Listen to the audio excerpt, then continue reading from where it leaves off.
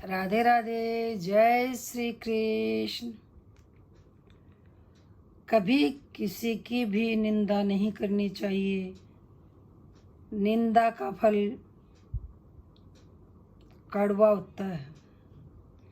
जिसकी हम निंदा करते हैं उसका पाप हमारे सर पे आ जाता है, उसका कम हो जाता है और निंदा करने वाले का खो लग जाता है उसका पाप। इसी तरह कि मैं एक कहानी आपको सुनाती हूँ। एक बार की बात है, किसी राजा ने यह फैसला कर लिया कि वह प्रतिदिन 100 अंधे लोगों को खीर खिलाया करेगा। एक दिन खीर वाले दूध में सांप ने मुंह डाला और दूध में विष डाल दी। जहरीली खीर को खाकर 100 के 100 अंधे व्यक्ति मर गए। राजा बहुत परेशान हुआ। मुझे 100 आदमियों की हत्या का पाप लगेगा। राजा परेशानी की हालत में अपने राज्य को छोड़कर जंगलों में भक्ति करने के लिए चल पड़ा ताकि इस पाप की माफी मिल सके। रास्ते में एक गांव आया। राजा ने चौपाल में बैठे लोगों से पूछा, क्या इस गांव में कोई भक्ति भाव वाला परिवार है ताकि उसके घर रात काटी जा सके। चौपाल में बैठे लोगों ने बताया कि इस गांव में 2 भाई बहन रहते हैं जो खूब बंदगी करते हैं। राजा उनके घर रात ठहर गया। सुबह जब राजा उठा तो लड़की सिमरन पर बैठी हुई थी। इससे पहले कि लड़की का रूटीन था कि वह दिन निकलने से पहले सिमरन से उठ जाती थी और नाश्ता तैयार करती थी। लेकिन उस दिन वह लड़की देर तक सिमरन में बैठी रही।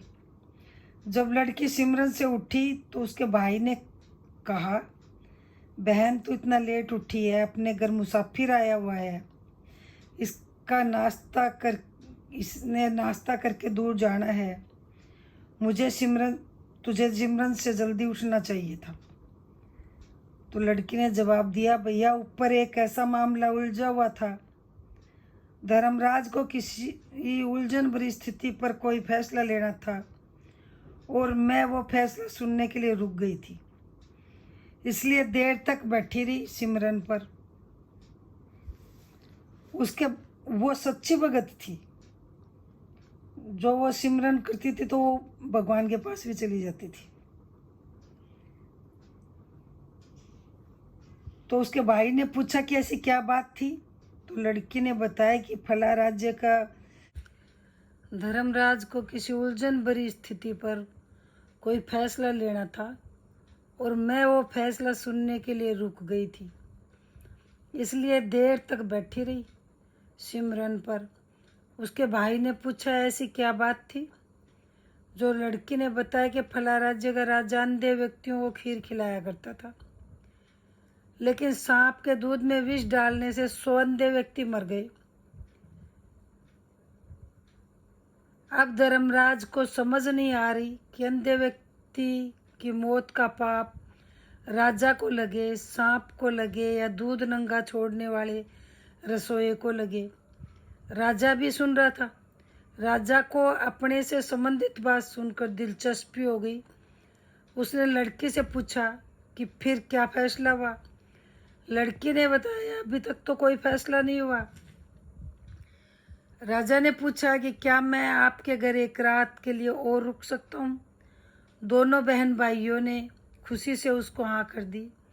राजा अगले दिन के लिए रुक गया, लेकिन चौपाल में बैठे लोग दिन भर यही चर्चा करते रहे कि कल जो व्यक्ति हमारे गांव में एक रात रुकने के लिए आया था और कोई भक्तिभाव वाला घर पूछ रहा था, उसकी भक्ति का नाटक तो सामने आ गया है।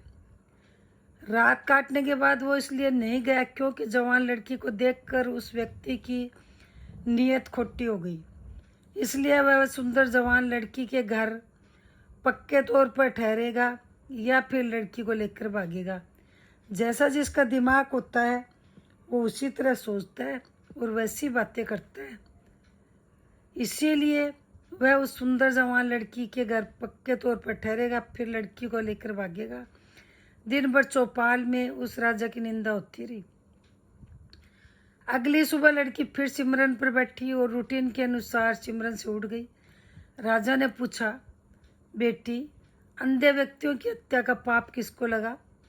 लड़की ने बताया कि वह पाप तो हमारे गांव के चौपाल में बैठे लोगों ने बांट लिया।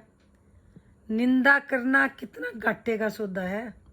निंदक हमेशा दूसरे के पाप अपने सर पर ढोता रहता है और दूसरों द्वारा किए गए उन पाप कर्मों के फल को भी भोगता है। अतः हमें सदैव निंदा से बचना चाहिए।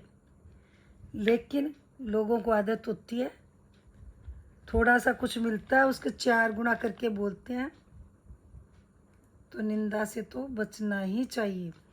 राधे राधे, जय श्री कृष्ण।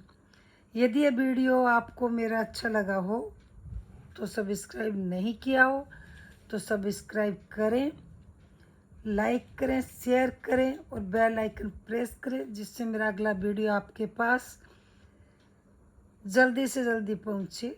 जय श्री कृष्ण।